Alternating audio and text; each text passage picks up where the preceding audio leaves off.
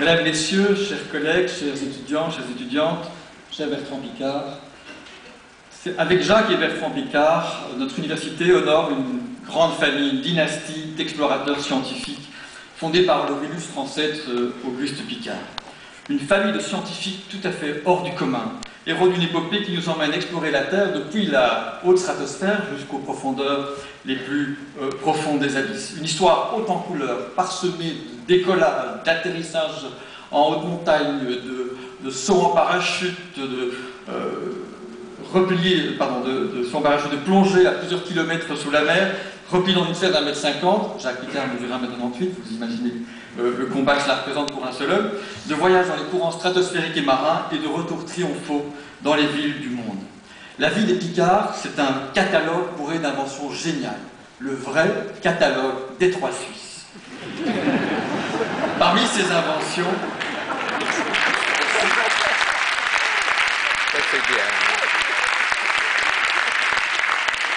je vois que les dames applaudissent également. Parmi ces inventions, celle d'engins sous-marins capables de résister à des pressions énormes qui règnent dans les grands fonds et équipés d'un ingénieux mécanique qui permet non seulement aux sous-marins de descendre, mais surtout de remonter avec ses pilotes. Car les Piccard ont une véritable foi dans les calculs et la technologie. Ils se tiennent debout sur une balance.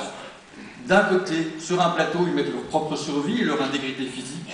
Sur l'autre plateau, des pages couvertes de schémas, de calculs, de modélisation, calculer la résistance du métal de la sphère pour qu'elle ne s'écrase pas, s'assurer de la force d'une colle pour tenir les différentes parties de la sphère ensemble, s'assurer de l'étanchéité d'un joint de Hublot, modéliser la trajectoire du Breitling Orbiter. Ces éléments petits, qui sont mal appréhendés, peuvent transformer un grand succès en une aventure désastreuse et en un échec. Le succès des Piccard tient également à leur capacité de mobiliser les hommes, car réussir de telles avancées scientifiques et techniques nécessite de s'entourer d'une équipe pluridisciplinaire composée d'ingénieurs, de techniciens et de météorologues, nous l'avons entendu à plusieurs reprises.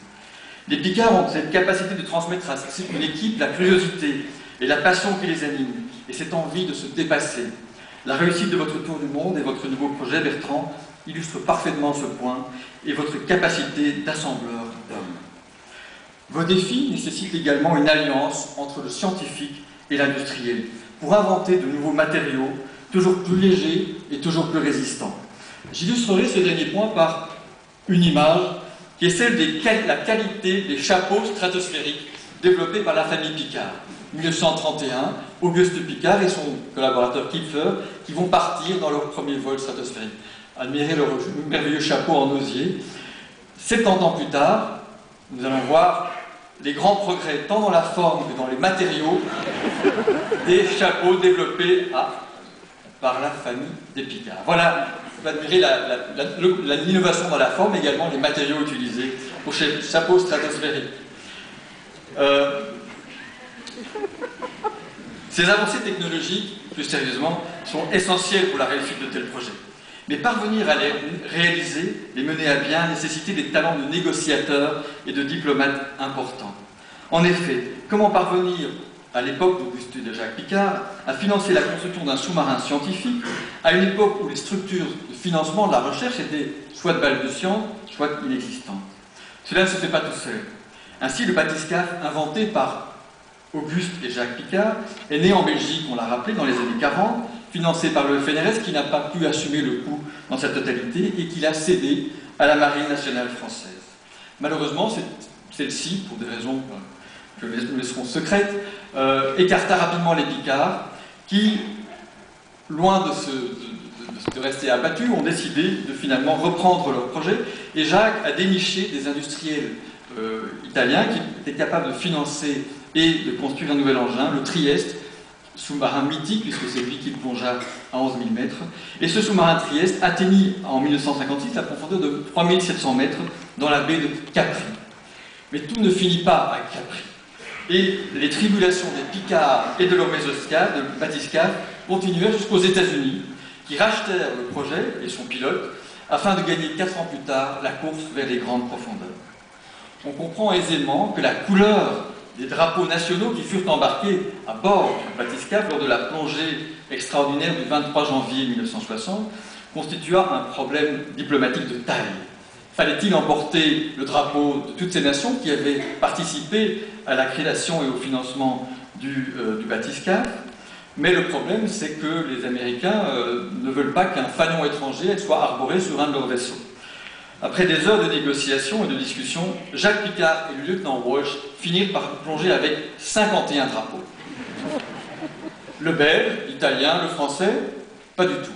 Ils plongèrent avec un drapeau suisse que Jacques Picard avait pris la précaution de dissimuler au fond de la sphère, et 50 drapeaux américains identiques pour symboliser les 50 États des États-Unis qui, vous l'avez remarqué, avaient contribué énormément au succès du bathyscaphe. Plus tard, lors de son tour du monde, Bertrand fit également preuve d'une grande diplomatie, car il dut convaincre un contrôleur aérien birman que son pays était bien sur la route qui mène un ballon de Suisse en Afrique du Nord.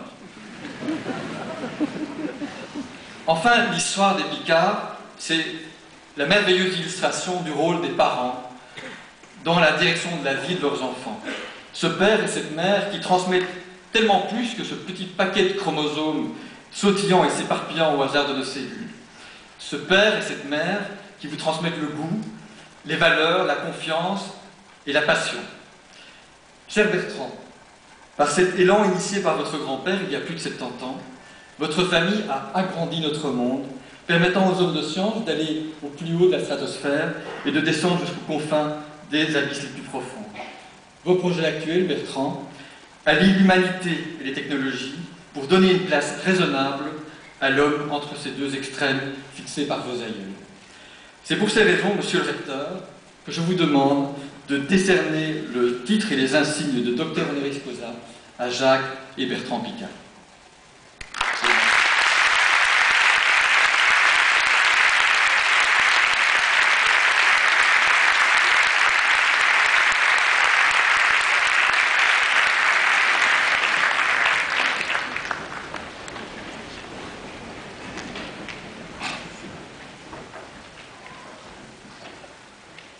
Attendu que messieurs Jacques et Bertrand Picard, citoyens suisses, sont diplômés en économie et en médecine, attendu que monsieur Jacques Picard a, avec son père Auguste Picard, développé les bathyscaphes et par ce biais ouvert la voie de l'exploration des grandes profondeurs océaniques jusque-là inconnues de l'homme et des océanographes, attendu qu'il a, le 23 janvier 1960, effectué la plongée la plus profonde jamais réalisée dans les fosses des Mariannes, atteignant lors d'une plongée dans le bathyscaphe Trieste la profondeur de 10 916 mètres.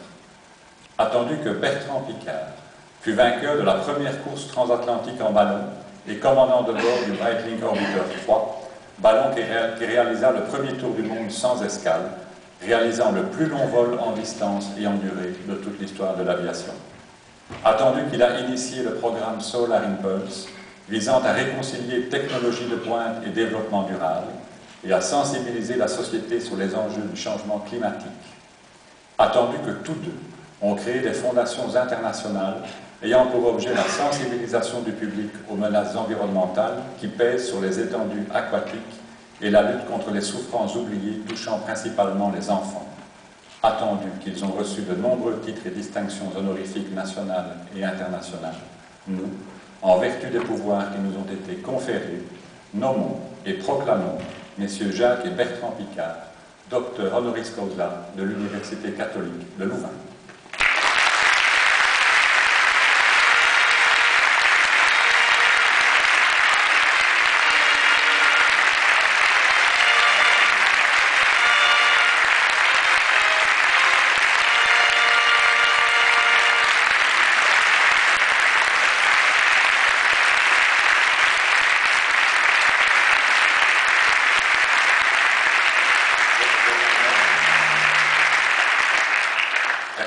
Je vous mets également l'épitoge qui revient de droit à votre père Jacques Picard et au nom de l'Université catholique de Louvain. Je serais très honoré que vous acceptiez de la lui remettre vous-même lors de votre retour.